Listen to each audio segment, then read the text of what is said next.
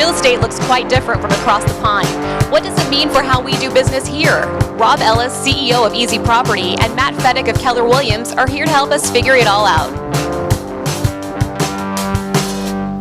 Surprise, it's me. Very exciting panel.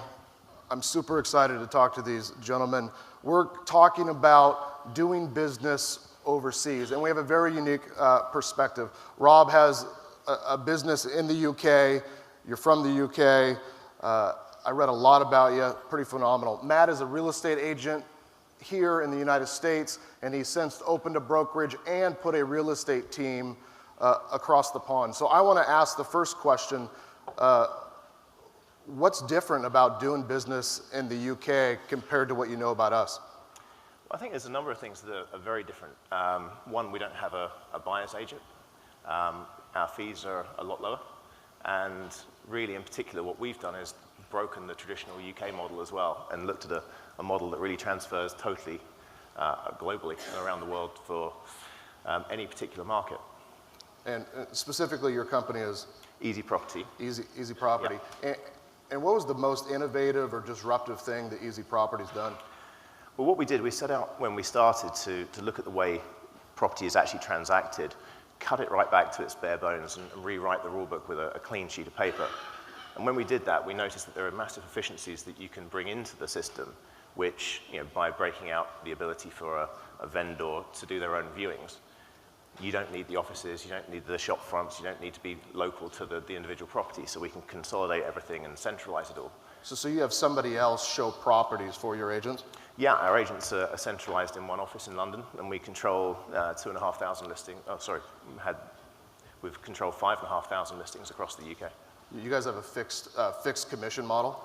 Yeah, fixed fees from £475 up to our premium service, which is exactly the same as you would get, if not better, from a traditional high street agent for £1,500, including tax.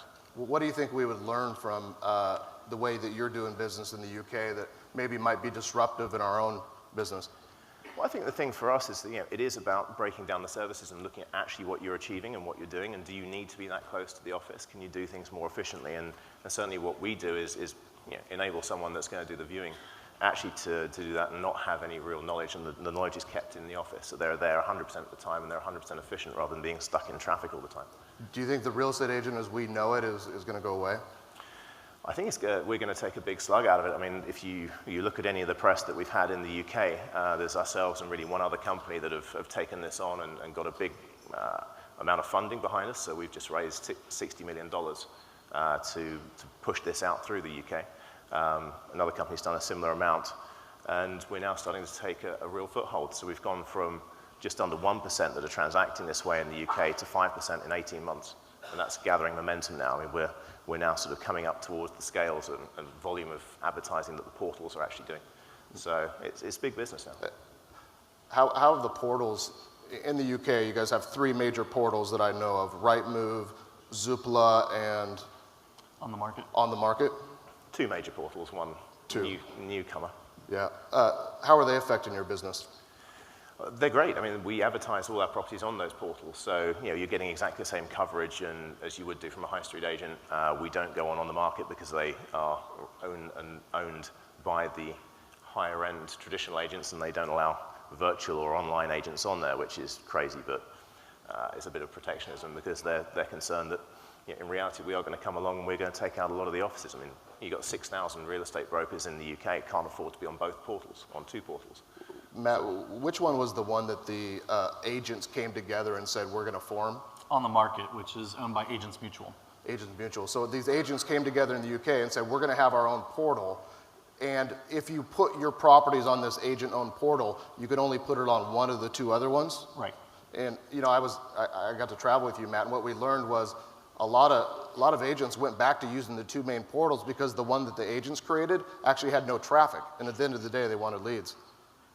For sure. They're really struggling to be able to have any type of real web traffic to the agent-owned portal. Absolutely. So Matt, what has it been like starting a brokerage in a whole other country? Hardest thing I've ever done in my life. Hardest thing. Yeah. Would you recommend it?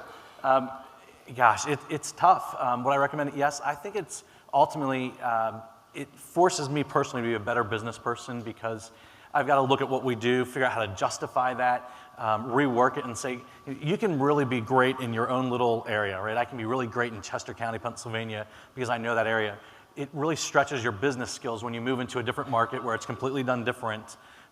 And to be able to have that same type of success is going to take a lot of education, a lot of personal growth.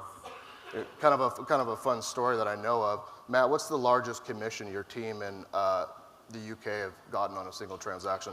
So if it closes, as we're right on there, it'll be about 150,000 pounds. It's a lot of money. Yeah, it was a large developer deal that we put together, and it's due to complete, was the term that they use in the UK. It's due to complete on April 1st. So how is it different working with sellers in the UK? Yeah, it's so different. It's not even really comparable. The biggest challenge, or the biggest thing that we've obviously found out since we've been there, is the complete lack of regulation. There just is no regulation, and it is like the Wild West. So anybody can consider themselves an agent. You can walk out your front door one morning and say, I want to be an agent, I am an agent, I'm working from home, and I'm going to sell property. So if there's people in the audience would like to become an agent in your UK office, we can just get off the plane. We'll just print them cards. Get off the plane at Heathrow, hop on the Heathrow Express, show up in Paddington, and tell everyone you're an agent, and you can sell a property. And agents are, they're comparable in that country to what other industry? Yeah, I think it's not a high status job. It's not. Right? Our experience is that the typical estate agent there is really more along a retail salesperson. They receive a low salary, low commission rate. The industry, because of that, the industry doesn't really attract entrepreneurial type people. It is generally an entry-level job. You go in, you learn, you have a piece of the pie, but not the whole thing in a sense. In other words, you're generally a negotiator, we're negotiating deals, or you're a valuer doing values, and you're struggling to get that piece. But our experience has been that the industry itself, because of the way the models work, and because of the low, we think we have a low barrier of entry. There is no barrier to entry in the UK. So it doesn't attract that entrepreneurial business person, except at the ownership level. Right, at the ownership level, you can work with men and women that are absolutely incredible people. That has been the best part of the last year, is meeting really great businessmen and women, understanding their passion for property and how it operates. But I want to think about what your business would look like today if there was no RESPA. Right? Take RESPA out of the world, and what does it look like? In reality, what happens is with every deal, which is what's kind of interesting about kind of the fixed fee, is we look at every deal, somebody's got their hand out wanting a slice of it. Right, so if you're in a specific building with maybe a dozen flats and there's a doorman, if you want access to that property, he wants a part of the commission. Right, everybody's got their hand out for a part of the pie because there's no regulation, there's no standards, there's no. If just look at your business today and get rid of the NAR code of ethics and the way we treat each other and treat clients, take RESPA out and the way we handle financial transactions, take licensing out, and that's property in the UK. Rob, do you think this is a competitive advantage for innovators like you guys? Yeah, I think it is. I mean, we obviously have codes of conduct, but they're not licensed, so there's very little enforcement bite against it. I think what it does do is it enables innovation that we can now come out with, which we've got. We've got the fixed fee model, which is coming through. I mean, if you look at the way you're selling houses, I bought a company 13 years ago that had been transacting since 1885. And we were still selling houses exactly the same way as we were in 1885, other than that we were listing on the portal. Now we've got a different situation where we've got innovation. I think this is the year where innovation really kicks in for property. We're now, at Easy Property, we've developed technology to literally buy a property off your phone from anywhere in the world. You can exchange contracts and legally buy that property. We're doing online auctions. We're doing lots of different sort of interesting financial services type of deals. So it's all of a sudden becoming very good as far as ingenuity and what we can do. A lot of restriction around licensing and creating that stifles that evolution. And I think that's one of the key things that we've got, which we're really keen to then take that out to different parts of the world. I mean, we're looking at a number of different territories. We've had, when we were out fundraising, we had a huge amount of interest from the US. Bring the model over to the US.